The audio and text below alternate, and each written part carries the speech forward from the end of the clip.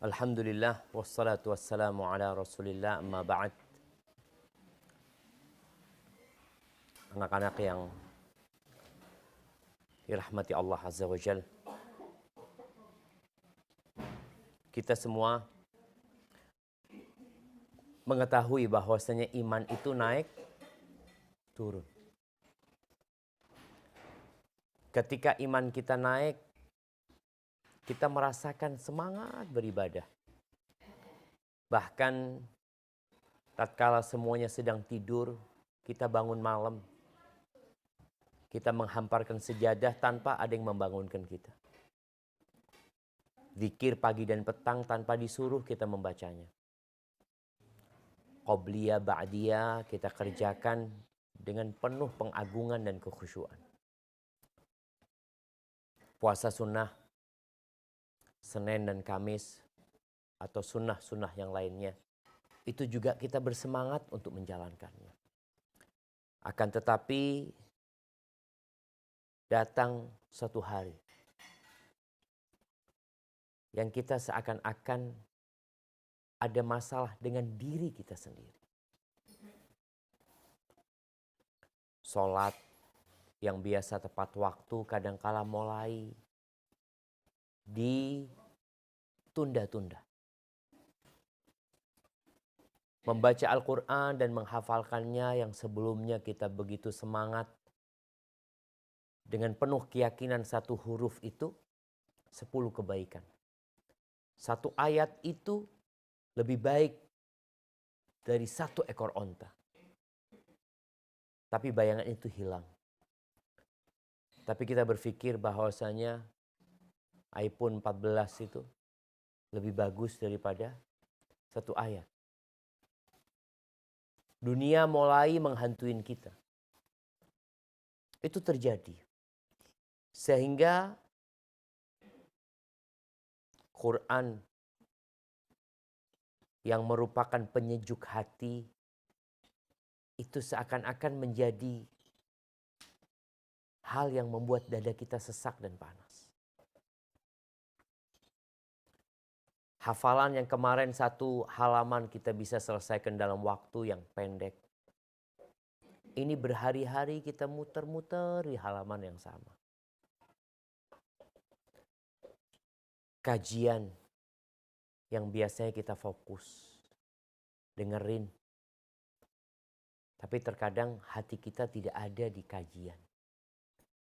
Makanya kadang-kala Anda sampaikan ke mahasiswa itu, ada yang badannya hadir di kelas, tapi hatinya tidak sedang di kelas. Itu futur. Ada lagi yang merasa nggak nyaman dengan ketaatan. Jadi dia berada dengan teman-teman yang baik itu kadang-kala merasa nggak nyaman gitu. Tapi kalau teman-temannya males kayak dia jadi senang. Kemudian banyak masalah. Kita itu jadi bermasalah dengan orang-orang di sekitar kita. Jadi perhatikan. Tatkala kita punya masalah sama teman-teman, kenapa sih aku kayak gini ya sama kawan-kawanku di kelas ya, atau di asrama. Kayaknya aku nih punya masalah gitu loh sama mereka. Padahal sebenarnya enggak. Itu penyebabnya adalah futur yang ada pada diri kita. Dan boleh jadi semua itu hukuman dari Allah Subhanahu wa Ta'ala. Allah Azza wa Jal berfirman, hal jazaul ihsan ilal ihsan. Kalau bicara balasan kebaikan, maka kebaikan sesudahnya. Jadi kalau kita melakukan ketaatan, kita itu insya Allah semangat untuk melanjutkan ketaatan tersebut. Tapi balasan dari dosa itu dosa juga. Jadi dosa itu melahirkan kemalasan beribadah. Dosa itu menyebabkan kegelapan di dalam jiwa seseorang. Dosa itu menyebabkan seorang wanita yang cantik tapi terlihat hambar dipandang.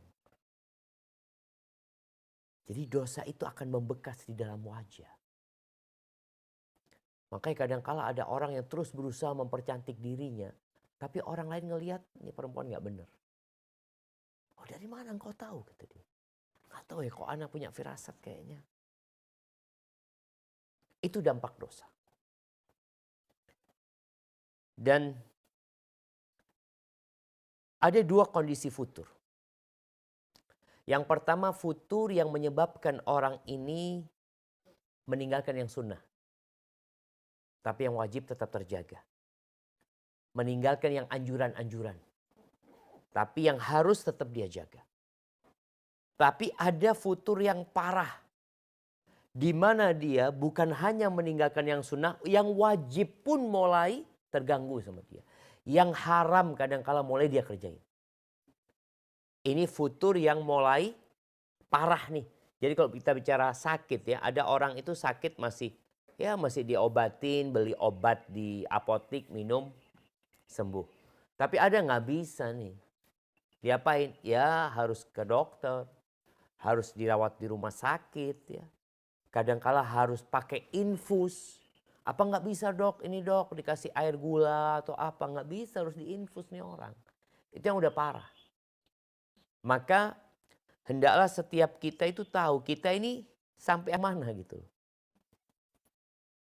Sampai yang mana? Apa yang parah atau yang masih masih bisa diobatin tanpa ke dokter. Ada yang sambil minum herbal insya Allah udah sembuh ya. Istirahat dikit insya Allah sembuh. Sebelum bicara tentang bagaimana ngobatin futur tadi, kita perlu tahu apa penyebab futur. Kenapa kita bisa futur? Yang pertama ada sebab yang berkaitan dengan agama. Di mana ketika dia ini belajar agama, dia itu belajarnya belum lengkap. Atau dia belajarnya berlebih-lebihan. Akhirnya ketika awalnya dia semangat gitu. Dia semangat ngerjain semua, tapi berlebih-lebihan. Karena berlebihan itulah tatkala semangatnya turun, dia jadi malas beragama. Itu menjadi penyebab futur. Oleh karena itu Rasul SAW mengatakan inna hadha din yusr. Agama ini mudah loh. Agama ini mudah. Kalau kita lihat semua ajaran agama itu mudah. Wala yushaddad din ahadun illa ghalabah. Tidak ada satu orang yang memaksakan dirinya berlebih-lebihan dalam beragama kecuali dia yang akan kalah. Dia yang akan tersingkirkan. Makanya Nabi SAW mengajarkan kepada kita kalau beragama itu saddidu wa qaribu. Ya berusaha kalian untuk menepati sasaran, mendekati, tapi jangan berlebih-lebihan. Itu dalam beragama. Kalau bicara baru belajar Al-Quran, wah ana mau sehari 2 halaman. Bisa ana. Bisa dia 2 halaman. Itu ketika semangat. Akhirnya dia merasa berat, terbebani. Anak kok kayak gini, seperti itu. Oleh karena itu ketika ada seorang sahabat yang dia menghatamkan Al-Quran tiap malam. Bayangin ya. Sahabat ini tiap malam menghatamkan Al-Quran. Tiap hari puasa. Nabi SAW mengatakan enggak, engkau sebulan sekali aja hatam Quran. Enggak ya Rasulullah, aku mampu lebih dari itu. Terus sampai Nabi ngasih kepada dia karena dia 7 hari aja. 7 malam kau hatam Quran. Cukup sudah. Nabi juga memberikan 3 malam paling maksimal.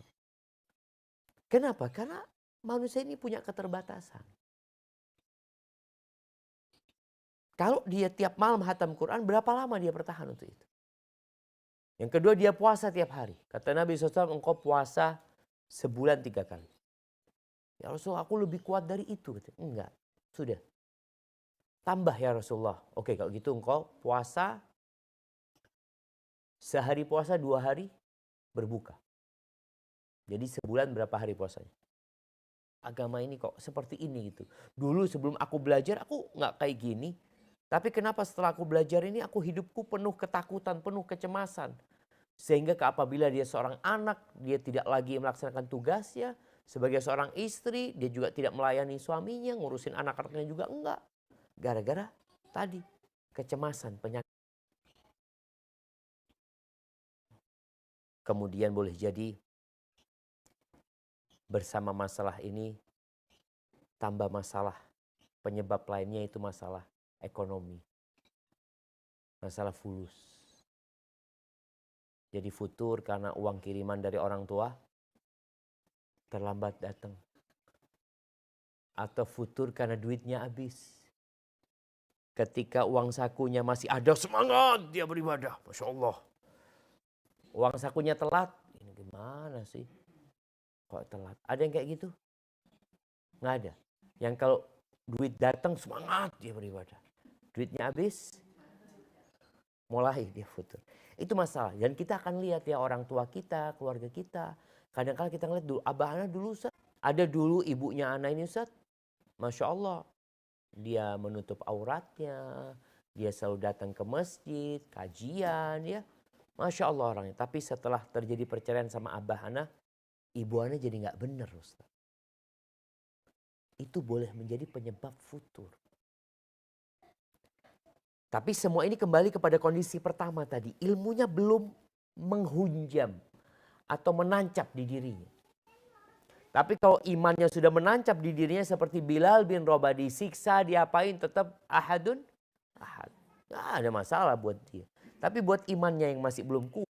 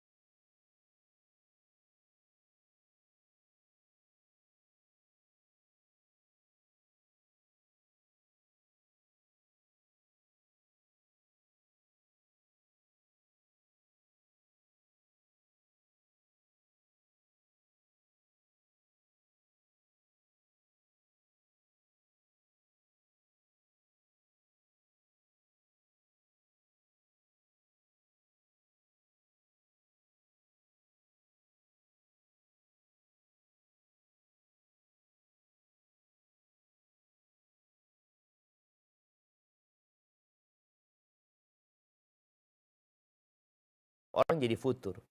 Kemudian masalah lingkungan. Masalah kejiwaan, mentalnya dia memang. Yang ketiga, masalah sosial. Kemudian yang keempat masalah ekonomi. Yang kelima masalah lingkungan. Obat yang pertama tadi berdoa. Memohon kepada Allah Azza wa Jalla. Ini gak bawa buku semuanya. Mana Maryam bukunya? Qoma indi. Nah nanti ambil dari temannya. Ditulis dari temannya juga. Kenapa? Kalau kita nggak nyatet ini kita lupa. Lupa. Makanya coba ambil. Cari kertas. Bismillah.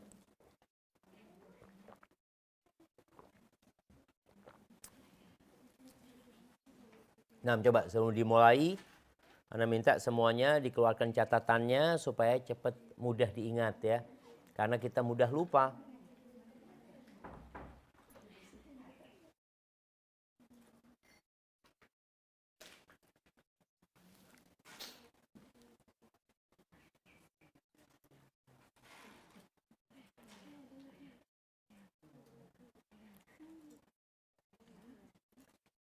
Ya, udah siap.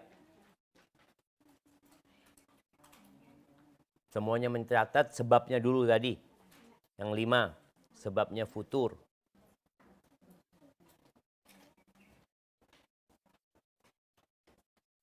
Yang pertama, sebab keagamaannya. Yang kedua, jiwa, kejiwaan seseorang. Yang ketiga, sosial. Yang keempat, ekonomi. Yang kelima, lingkungan. Ya, udah ditulis?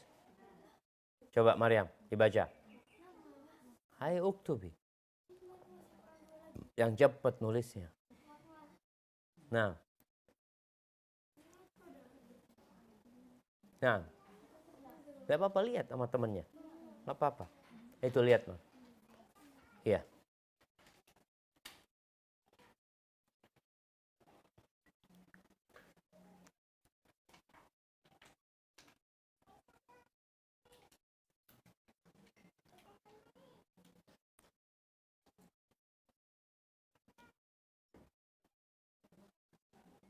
Nah, baik, kita masuk ke obat. Apa obatnya futur ini? Yang pertama adalah berdoa dengan jujur dan tulus.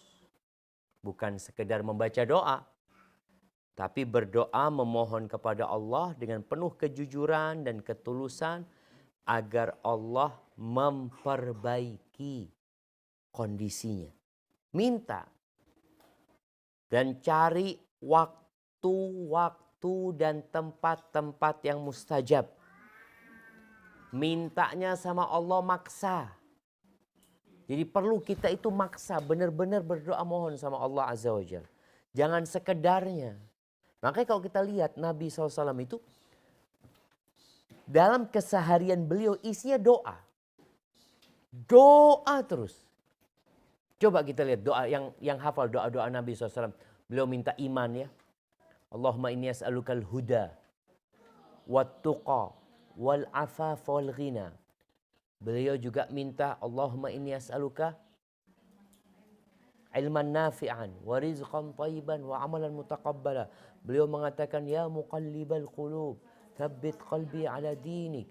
Doa yang dalam Al-Qur'an, Rabbana la tuzigh qulubana ba'da idh hadaitana wa hab lana min ladunka rahmah innaka antal wahhab. Ada doa Nabi, Allahumma habib ilainal iman wa zayyinhu fi qulubina. Ya Allah, cintakan kepada kami iman. Kita tuh kadang-kadang nggak cinta sama iman. Kita merasa keimanan, ketaatan ini sesuatu yang membebani kita gitu loh. Makanya kita minta sama Allah, Allahumma habib ilaina al-iman. Coba hafalin doa ini. Tulis doa ini semuanya. Allahumma.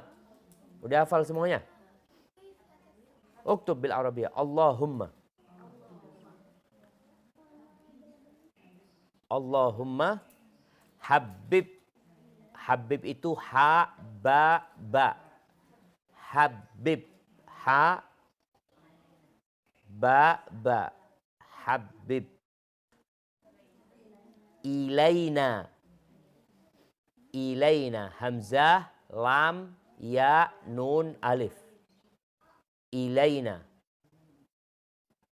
Allahumma habib ilaina al-iman. Al-iman. Alif, lam alif, ya, mim, alif, nun. Uktubi. Alif, lam alif, ya, mim, alif, nun. Allahumma habib ilainal iman wa zayyinhu. Waw, zai, ya, nun, ha. Wa zayyinhu. Waw, za, ya, nun, ha. Wa zayyinhu. Udah? Wa zayyinhu fi. Fi. Fa sama ya. Fi qulu wa zayyinhu. Allahumma habib ilaina al-iman wa zayyinhu fi qulubina. Qaf, lam, waw, ba, nun, alif. Wa zayyinhu fi qulubina. Kemudian wa karrih. Wa karrih. Waw, kaf, ra, ha. Wa karrih ilaina, sama kayak tadi. Wa karrih ilaina al-kufra. Alif, lam, kaf, fa, ra. Wa karrih ilaina al-kufra wal fusuqa. Wal fusuqa, waw, alif, lam, fa, sin, waw, qaf. Wa karrih ilaina al-kufra wal fusuqa wal isyan. Wal isyan. Waw, alif, lam, ain, sad, ya, alif, nun. Wa karrih ilaina al-kufra wal fusuqa wal isyan. Kemudian waj'alna, waw, alif, jim, ain, lam, nun, alif. Waj'alna minar rasyidin. Mim sama nun, kemudian alif lam, ra, alif, shin, dal, ya, nun. Waj'alna minar rasyidin. Mana yang sudah nulis? Mana mau lihat? Ta'ali, a'ti baba. Ta'ali. Mana yang lainnya? Man? Katabti bil Indonesia? Kif uktubi bil Arabiyah? Allahumma habib ilainal iman. Ini alif lamnya salah. Ilainal iman wa zayyinhu. Nggak pakai wawuhunya. Fi qulubina. Wa karrih ilainal kufra wal fusuqa wal isyan waj'alna minar rasyidin. Baik. صحيح بس في خطأ شوية. الإيمان هذا ألف لام ألف. طيب artinya apa? Ya Allah, tulis artinya sekarang. Itu yang tulis bahasa Indonesia. Ya Allah, cintakan kepada kami keimanan. Cintakan kepada kami keimanan. Dan hiasi dia di dalam hati kami. Ya Allah, cintakan kepada kami keimanan dan hiasi dia di dalam hati kami.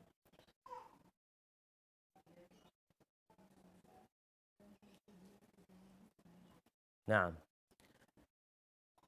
kemudian dan bencikan kepada kami kekufuran, kefasikan, dan kemaksiatan.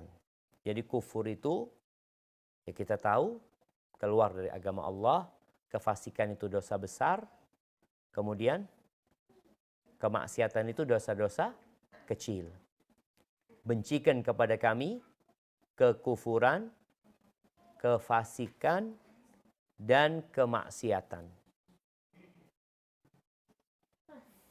Dan jadikan kami orang-orang yang mendapatkan petunjuk dan mengamalkannya.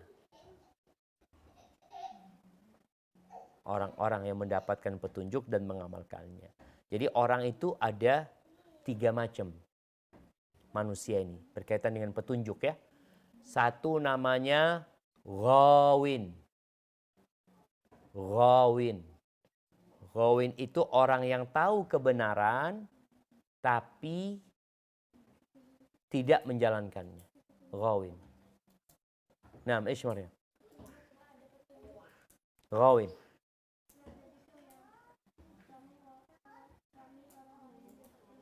Dan mengamalkan petunjuk itu. Mendapatkan petunjuk dan mengamalkan petunjuk itu.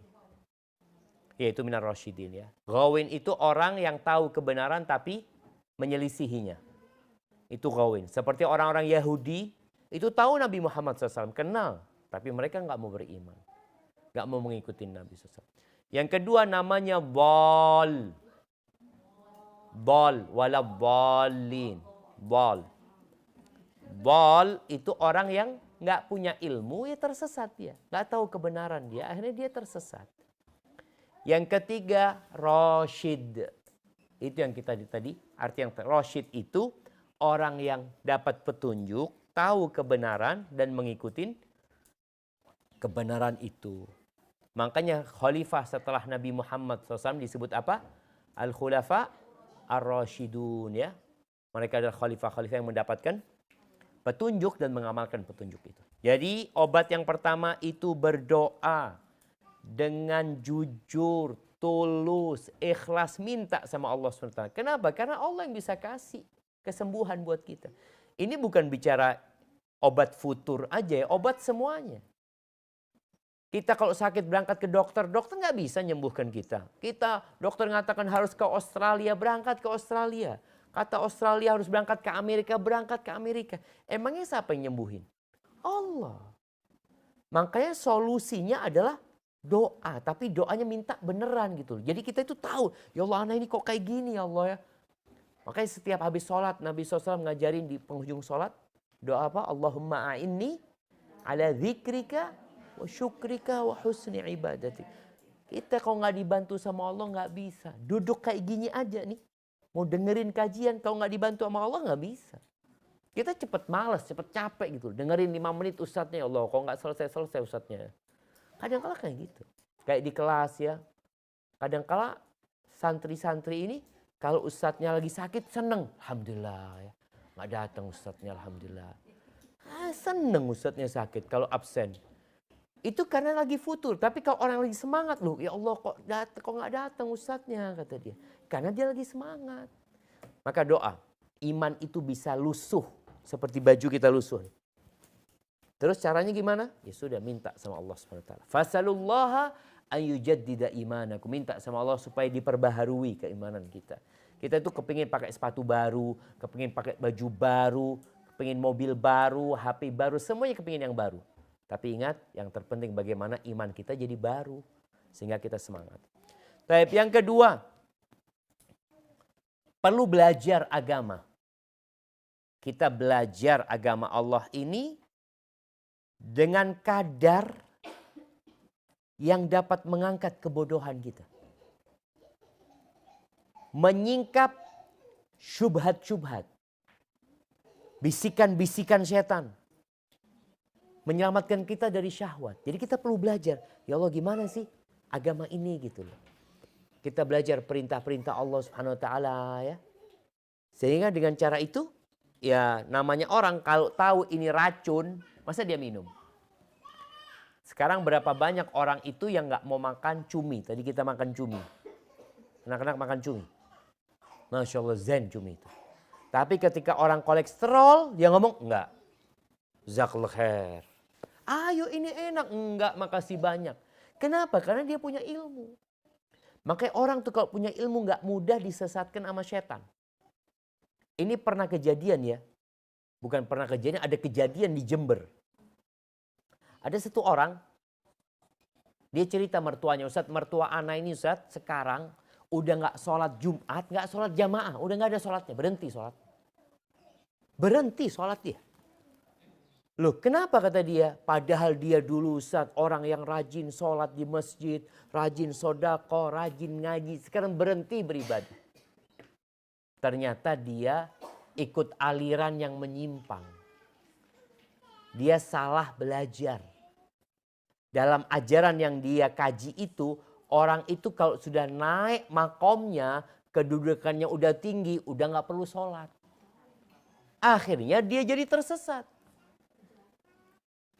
Ada? Enggak, itu ada sufi, aliran sufi kayak gitu. Aliran sufi. Iya kalau kejauhan kan dari awal memang udah nggak sholat. Kalau ini awalnya dia itu ahli ibadah gitu loh. Ini yang kita bicarakan futur tadi. Ahli ibadah tahu-tahu berhenti. berhenti beribadah sama sekali. Di kampung ana, subhanallah, ada satu orang itu kawannya abah ana. Gimana? Ataturk. Oh enggak. Ataturk itu memang udah dia sudah ya udah nggak mau sama agama kalau yang itu. Ini merasa dia semakin dekat sama Allah. Semakin dekat. Jadi bukan dia meninggalkan agama karena dia nggak suka sama agama, tapi karena pemahaman yang salah. Karena pemahaman yang salah.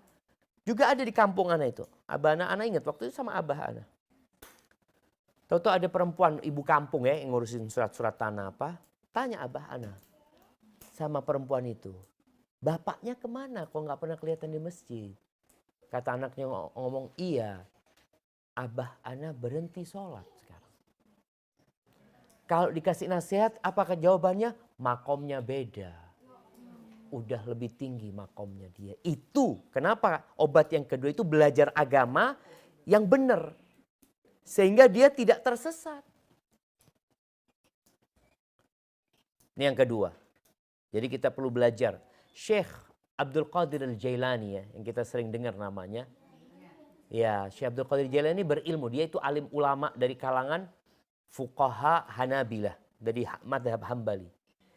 Disebutkan dalam kitab Talbis Iblisnya Ibnul Jauzi. Insya Allah di sana kalau anda nggak salah. Beliau itu sedang dalam kondisi antara tidur dengan tidak tidur. Tahu-tahu melihat cahaya. Cahaya terang sekali. Nggak kelihatan yang di belakang cahaya itu. Lalu ada suara mengatakan, ya Abdul Qadir. Ya Abdul Qadir. Kata Syekh, labbaik. Labbaik, kata Syekh Abdul Qadir. Suara itu mengatakan, aku adalah Tuhanmu. Kata dia.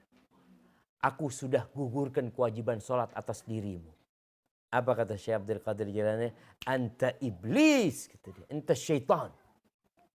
Dari mana engkau tahu? Katanya. Sudah banyak orang yang aku sesatkan dengan cara ini. Apa kata Syekh Abdul Qadir Jailani? Allah itu nyuruh kita sholat. Engkau nyuruh kita berhenti sholat.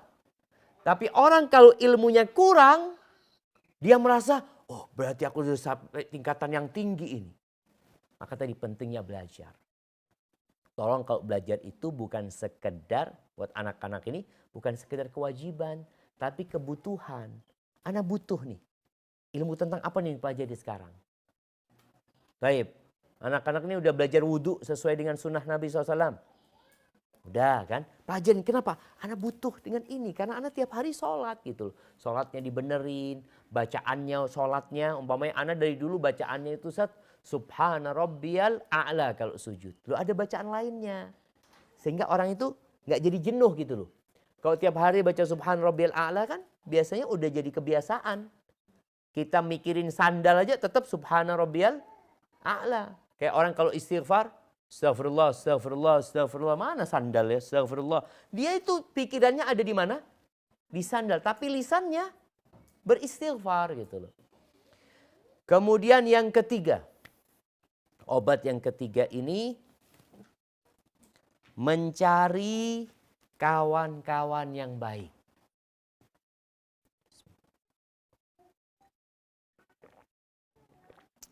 Mencari kawan-kawan yang baik. Kita tahu onta yang sehat, oh jangan onta. Karena kita di rumah Bu Desi ayam contohnya.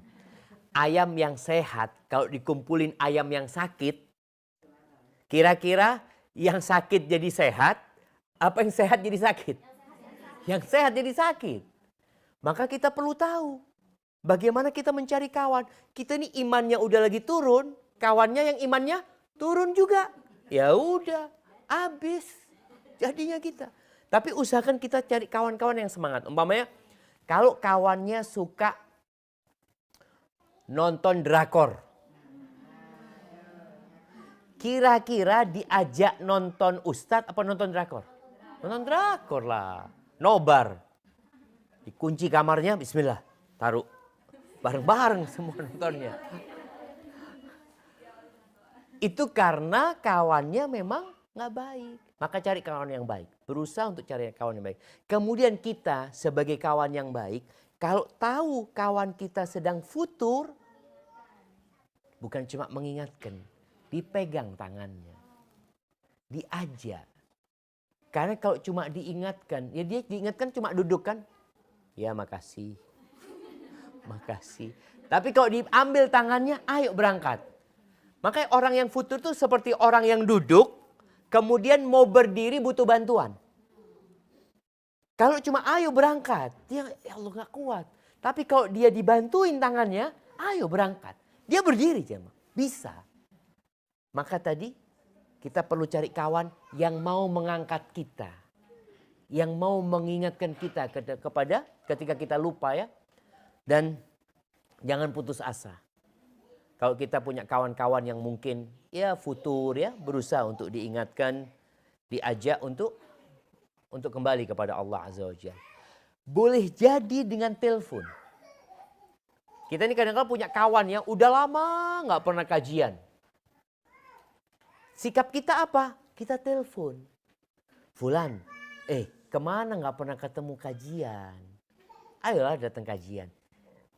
Itu biasanya menyebabkan dia, iya ya anak lama nggak kajiannya, alhamdulillah anak diingetin sama Fulan. Ada yang seperti itu. Ada yang perlu dijemput, nggak bisa dikasih WA, nggak bisa ditelepon, tapi dijemput. Datang ke rumahnya, assalamualaikum, katanya. Mau kemana? Ayo berangkat. Wah anak belum mandi, nggak usah mandi dah, bismillah berangkat gitu. Yang penting berangkat.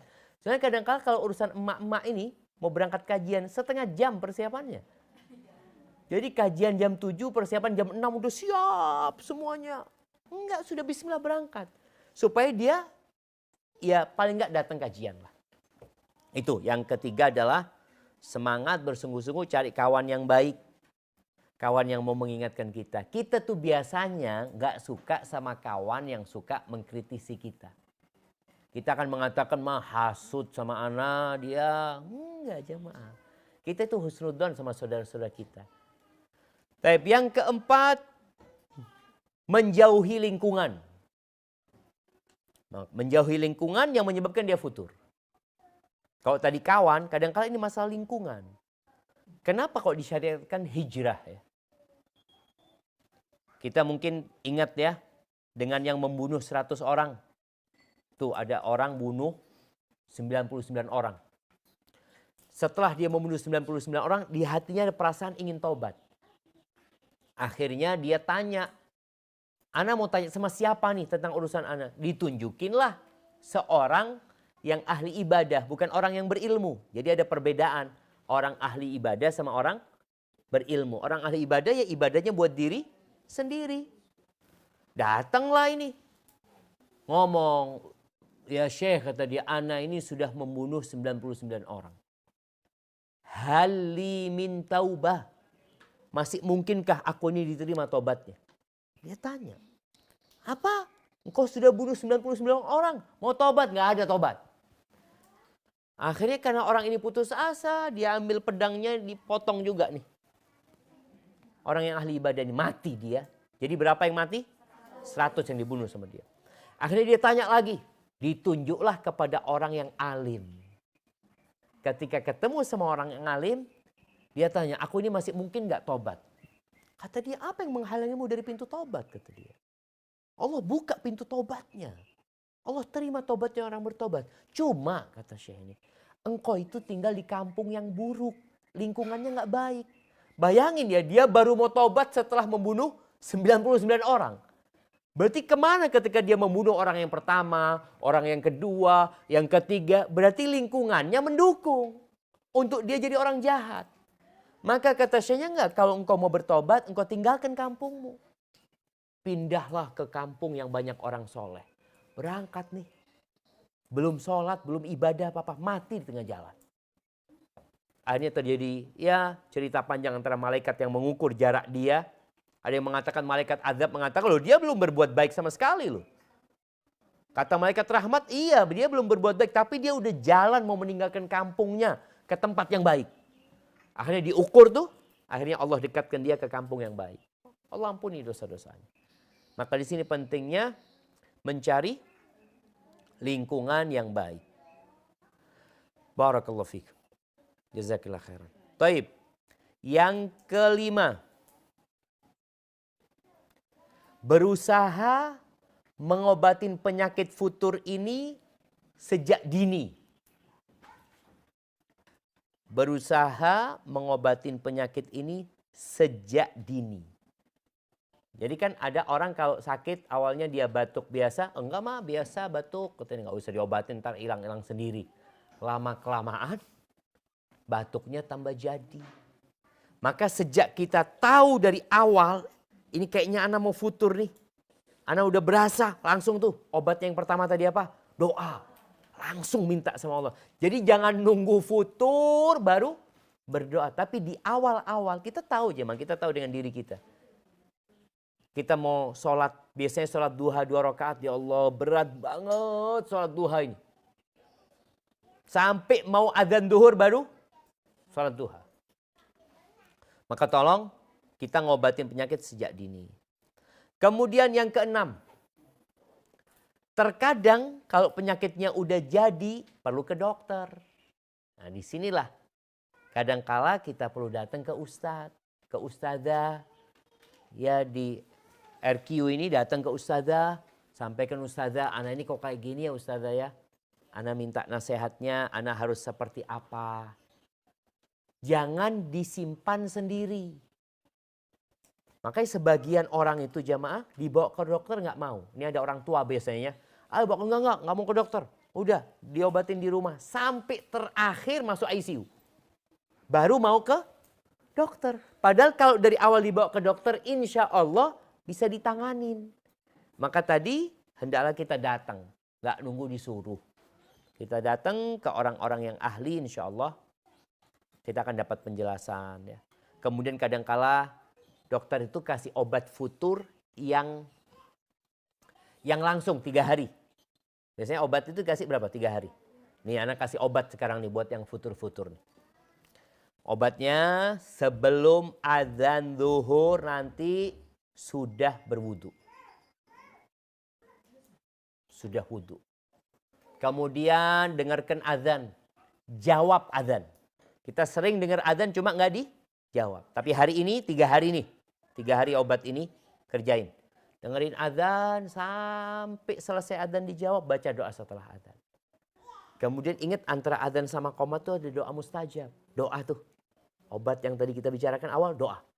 Setelah itu sholat qobliyah. 2 rakaat, 2 rakaat. Sholatnya nggak usah panjang-panjang. Karena kalau namanya obat itu ya pelan-pelan. Yang penting usahakan sholat 4 rakaat. Kemudian sholat zuhur. Habis sholat zuhur zikir. Kemudian habis zikir sholat sunnah ba'diyah. Asar nanti juga sama. Sebelum adzan kok bisa udah siap-siap. Jawab dengerin adzan ya 3 hari aja. 3 hari aja. Insya Allah setelah 3 hari ini obat. Mudah-mudahan kita udah semangat lagi. Besok juga seperti itu. Pokoknya tadi kaitannya 5 waktu. Kita obatnya ini kalau minum obat dokter kan 3 kali sehari. Ini mah 5 hari. 5 kali sehari. 5 kali sehari. Insya Allah mudah-mudahan sembuh habis gitu. Kemudian yang ke-7. Obat itu kadangkala sama dokter dikasih vitamin. Kan ada obat yang menghilangkan penyakitnya. Ada obat yang menguatkan imunitas tubuhnya. Supaya dia, Masya Allah. Makanya sekarang kalau anak apotek itu selalu mereka ngomong gak mau sama vitamin juga. Tawarin vitamin terus. Tapi kita perlu vitamin. Nah vitaminnya ini zikir. Perbanyak zikir. Zikir aja. Ya kalau bisa ada vitamin yang kadangkala lebih besar lagi dosisnya. Ziarah kubur. Maka kadangkala nih anak-anak perlu dibawa ziarah kubur. Jangan dibawa ke mall doang Bu. Ustazah anak-anak ini jangan cuma dibawa ke mall. Dibawa jalan-jalan. Ngomong sama mereka bismillah kita berangkat. Habis isya nih. Kemana berangkatlah ajak ke kuburan. Iya habis isya gak apa-apa. Nggak ada setan. Habis isya berangkat. Kan pagi kan sekolah panas mungkin. Takut hitam kalau pagi-pagi siang-siang. Berangkat malam nggak apa-apa. Ziarah kubur ini pendapat yang rojih jamaah. Perempuan juga boleh ziarah kubur. Dianjurkan ziarah kubur. Cuma nggak boleh sering-sering. Tujuannya untuk mengingat kematian. Tujuannya tadi. Biasanya tadi ini bicara vitamin tadi. Supaya ketika kita ingat mati ya. Ya Allah mau ngapain ya. anak ini hidup, bentar lagi anak mati. Kalau mati ditinggal sama keluarga semua. Orang kan berpikir harta apa, semuanya ditinggal. Dan yang terakhir, minta tolong terus sama Allah. Bertawakal kepada Allah. Meminta perlindungan dari setan. Pikiran-pikiran belum datang, katakan, A'udzubillahi minasyaitonir rajim. Dan yakin Allah bisa menyembuhkan. Dan Allah mampu menyelamatkan dia. Tidak ada penyakit yang Allah turunkan kecuali ada obatnya. Barakallahu fiik. Mungkin itu yang dapat Anda sampaikan. Kita ada waktu ya 10 menit. Tanya jawab. Obat futur yang pertama. Anda mau tanya sekarang. Masa saya ustadznya. Anda mau tanya. Coba tunggu, Anda mau tunjuk nih. Ada hadiahnya Bu Desi? Nyusul hadiahnya. Baik, siapa yang mau jawab?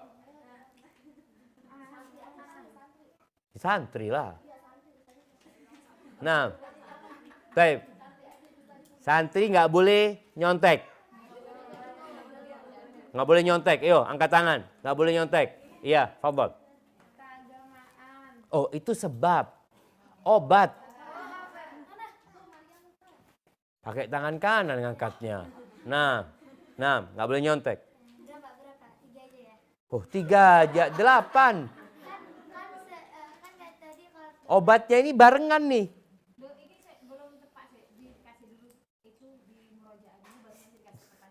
Loh, enggak ya Allah. Fadhol Mariam, sebutkan 3 dulu. Oke, 3. Berdoa dengan tulus, dengan sungguh-sungguh. Ya, 2.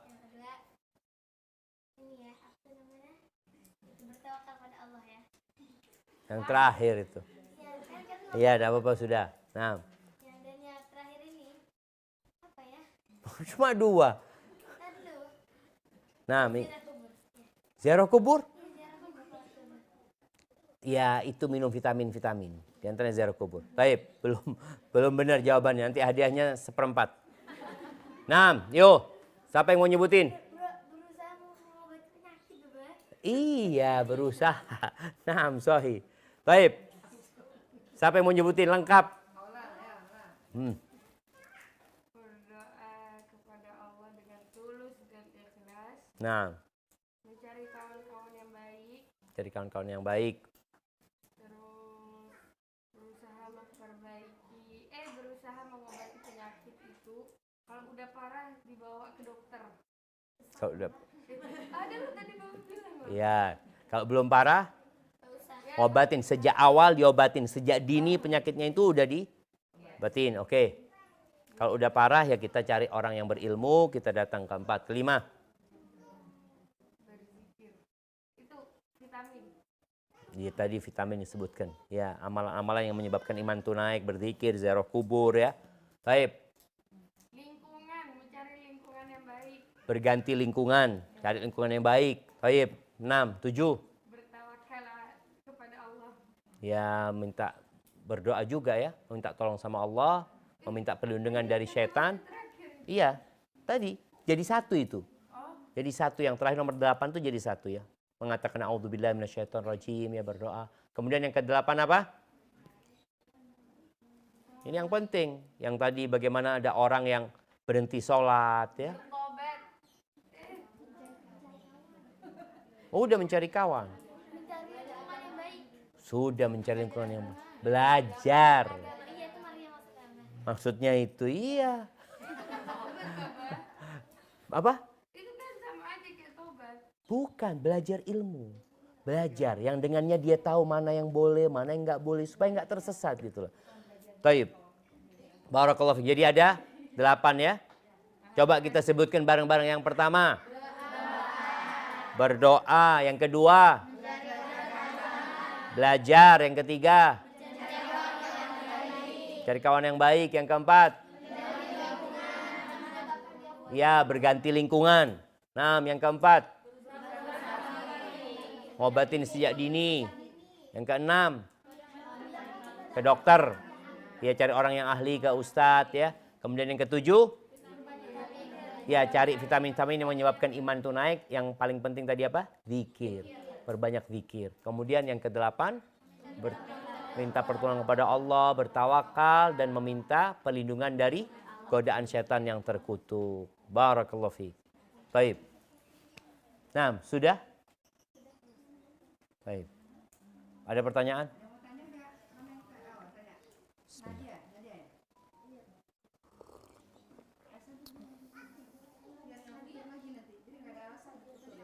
Nah. Tafadhali. Nah. Bagaimana caranya agar kita bisa bertaubat dan istiqomah tidak melakukan perbuatan maksiat lagi? Tolong Ustaz kasih nasihatnya. Iya. Barakallahu fikum. Yang pertama, kalau bagaimana kita bertobat, tobat itu syaratnya 3. Yang pertama, menyesali. Orang itu agar bisa bertobat, dia harus tahu dia punya salah sama siapa. Kita ini berbuat dosa kepada siapa? Kepada Allah. Allah itu melihat kita. Allah itu yang membuat jantung kita bisa berdetak. Allah itu yang membuat kita bisa menulis. Allah yang memberikan wajah kepada kita. Allah bisa bikin nih wajah kita keluar dari rumah ini, terjatuh, kemudian kita cacat seumur hidup. Itu bisa terjadi. Makanya jangan meremehkan dosa. Yang pertama tadi menyesali karena kita tahu Anda berbuat dosa sama Allah nih. Baik, setelah itu apa? Yang kedua, meninggalkan perbuatan dosa itu. Berusaha meninggalkan. Jangan pernah mengatakan nanti. Taswif ya. Insya Allah nanti anak taubat, insya Allah lah. Jangan. Tapi waktu itu juga kita tinggalkan. Kemudian yang ketiga, bertekad untuk tidak mengulangi. Bertekad. Gimana Ustaz supaya bisa istiqomah? Nah, tadi itu yang disebutkan. 8 obat tadi. Supaya kita bisa istiqomah. Soalnya kita ini kadang-kala setelah berbuat dosa menyesal. Tapi nanti ngulangin lagi. Nanti nyesal, ngulangin lagi. Tapi kalau tadi kita sudah obatin yang namanya penyakit mau masuk itu. Karena imunitas tubuh kita kuat, lewat tuh. Nggak masuk. Maka tadi insya Allah kalau kita sudah kuatin diri kita, insya Allah kita nggak akan ngulangin. Tapi gimana kalau nanti ngulangin lagi? Ya tobat lagi. Jangan mau dibohongin setan. Setan ini bohongin gimana? Engkau tobatnya kayaknya nggak bener. Udah nggak usah tobat, nanti lah kalau sudah benar-benar mau tobat baru tobat, jangan. Tapi ketika dibisikan itu ya tobat pada saat itu. Perkara nanti ngulangin kita nggak tahu, boleh jadi malam ini kita mati. Pokoknya kita bertekad nggak akan ngulangin. Tapi kan kita tahu kadang-kala anak nggak kuat saat ngulangin lagi kayak gitu. Yang penting ketika selesai berbuat dosa, pada saat berbuat dosa langsung tobat. Minta sama Allah Subhanahu wa taala. Seperti itu. Dan bertekad untuk tidak ngulangin. Perbanyak istighfar. Mohon ampun sama Allah. Astagfirullah. Terus beristighfar. Karena dosa itu membuat noktah hitam di hati. Nah, kalau hitam ini nggak dibersihin, dia bisa-bisa menutupin hati kita. Maka terus beristighfar, mohon ampun sama Allah SWT. Barakallahu fiik. Nah, baik. Satu pertanyaan lagi. Nanti itu pertanyaan khusus. Iya, silahkan. Boleh nggak kita kayak nonton kayak drama apalagi itu buat menghibur gitu Ustaz? Kan tapi bilangnya maksiat, padahal kita tuh buat menghibur gitu. Apakah setelah nonton drama itu imannya naik? Enggak Ustaz. Sholatnya semakin khusyuk? Ya bukan hiburan, penyakit. Ya tapi kan boleh kan sesekali gitu. Loh, itulah, itu menurunkan iman. Orang yang futur kalau kena itu tambah futur.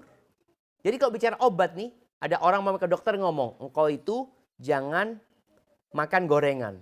Sekali-kali lah dok, makan gorengan dok, seperti itu. Akhirnya dia makan, besok tambah sakit, tambah sembuh, tambah sakit. Tadi ada yang memang syahwat ya, kita jadi seneng. Orang tuh kalau nonton film, dia apalagi kalau di rumah mungkin dengan TV pakai remote ya. Dulu zaman kita kalau mau nonton TV itu hitam putih. Duduk, yang punya TV satu kampung misalnya 1 orang. Nontonnya itu hari ini. Hari Ahad, hari Ahad ya. Hari Ahad itu biasanya dulu ada Little Messi. Ingat? Iya, yang budak itu, budak hitam ya, nggak tahu mungkin bukan zamannya itu. Ada orang itu, ini cerita perbudakan ini jamaah. Itu satu kampung nontonnya, ada satu TV, nontonnya mereka bareng-bareng di sana. Selesai, ketemu TV lagi kapan? Minggu depan mereka. Mereka akhirnya kecanduan. Harus nonton. Sehingga semua ditinggalkan demi nonton itu. Kemudian TV-nya jadi warna. Setelah TV-nya jadi warna nanti ada yang namanya video. Terus ganti video, ganti namanya VCD. Dari VCD ganti DVD. Dari DVD ganti handphone. Sekarang. Di handphone semuanya orang bisa lihat. Yang baik sama yang buruk. Kalau mau hiburan, ada hiburan di handphone kita. Tapi jangan hiburan yang membuat iman kita jadi turun. Contohnya hiburan yang baik. Tontonlah drama antara buaya sama kancil. Iya, kita lihat kalau kita lihat nonton, kita ini perlu memang perlu loh. Hati kita ini perlu yang namanya istirahat, rehat ya. Ngelihat alam ya, lihat hal yang menyenangkan ya, ngelihat binatang-binatang. Ini terus terang sebelum tidur itu biasanya ditagih sama anak punya anak 2 itu nonton ya baba nasyuf hayawan kata dia. Mau lihat binatang kata dia. Jadi sebelum tidur kita lihat binatang-binatang, kan lucu-lucu tuh binatang juga. Ada yang mungkin kucing ya, bermain sama bebek atau sama apa. Itu kita menghibur. Jadi ada hiburan yang halal. Tapi kalau yang ditonton itu drakor umpamanya. Pertama kita ngelihat orang-orang yang tidak beriman. Yang diajarkan tidak mengenai Allah Azza wa Jal. Yang diajarkan tentang dosa juga di sana. Tentang yang pacaran kayak yang ini itu. Dan yang mengherankan kadang-kala yang nonton nangis. Nangis, ada ngomong kadang ngeliat. Kenapa nangis gitu kan? Dibohongin nangis. Kita kalau dibohongin sakit hati. Gimana kalau ada yang bohongin haula? Marah nggak? Ini dibohongin nangis. Terus nonton lagi besok. Dibohongin lagi besok. Itu kadang-kala kita dibohongin sama setan. Maka kalau mau nonton itu nonton sesuatu yang bermanfaat. Yang membuat iman kita itu naik. Allah suruh kita lihatlah ciptaan Allah Subhanahu wa taala ya. Insya Allah akan mengangkat keimanan. Dan mudah-mudahan di mana? Di sekolah bisa di nobar. Ada nobar nggak? Apa yang ditonton? Iya, jangan nonton kajian lagi. Nobar kajian lagi. Nah, nobar tadi yang membuat santai ya anak-anak, lihat binatang kayak lihat apa. Ada kartun-kartun mungkin yang mungkin mendidik ya. Seperti itu. Tapi seperti itu kira-kira kaulah. Ada yang lainnya? Nah, santri. Nanti kalau sudah jadi santri. Nah, fadhali. Nah, silahkan.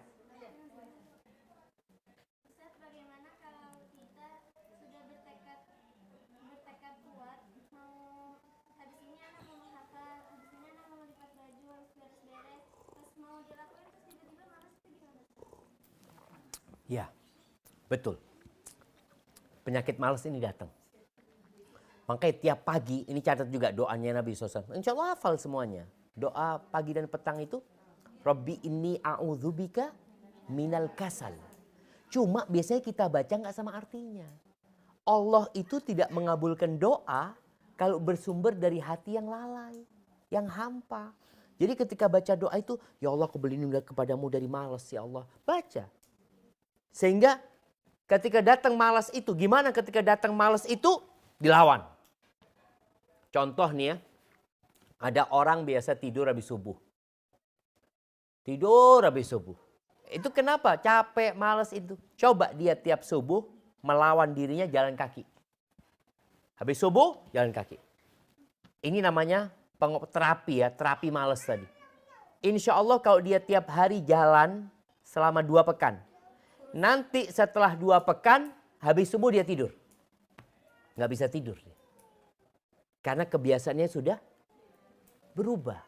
Jadi malas ini sesuatu yang menjadi kebiasaan sebenarnya. Jadi kalau tadi mamanya Ana mau melipat baju, datang malas, enggak. Lawan malasnya. Sebentar beberapa detik kita merasa berat, kemudian akan merasa nyaman. Tapi jangan lupa minta tolong sama Allah Subhanahu wa taala. Nah, santri Oh, dari orang tuanya santri. Nah, terakhir sudah jamaah. Oh, ini mau habis waktu kita ya. Silahkan. Boleh nggak kita iri sama teman kita yang semangatnya tinggi? Seandainya dia semangatnya itu masya Allah, terus kita itu iri, aku ingin kayak gitu, aku harus bisa kayak gitu. Boleh nggak kita punya semangatnya seperti itu? Masya Allah. Iya, jadi ada dua iri yang diperbolehkan. Dua iri yang diperbolehkan. Yang pertama iri sama orang yang dikasih Quran. Dia hafal Quran, dia ngamalkan tuh Quran. Kita irinya sebenarnya ingin seperti dia. Bukan iri yang tercela. Iri yang tercela itu kepingin orang itu supaya nggak hafal Quran. Itu iri yang tercela. Itu nggak boleh. Tapi iri ingin seperti dia, boleh. Kemudian yang kedua, iri kepada orang yang berharta, kemudian dia suka menginfakkan hartanya. Kepingin supaya dia seperti dia. Bukan dia kepingin hartanya orang ini supaya habis ya. Enggak. Tapi jamaah kayaknya waktunya udah habis. Insya Allah yang semangat mulai saat ini. Doanya jangan lupa dibaca. Allahumma habib ilainal iman. Wa zayyinhu fi qulubina. Wa karih ilainal kufru wal fusuq wal isyan. Waj'alna minal rasyidin. Catatannya disimpan sendiri-sendiri, ditaruh.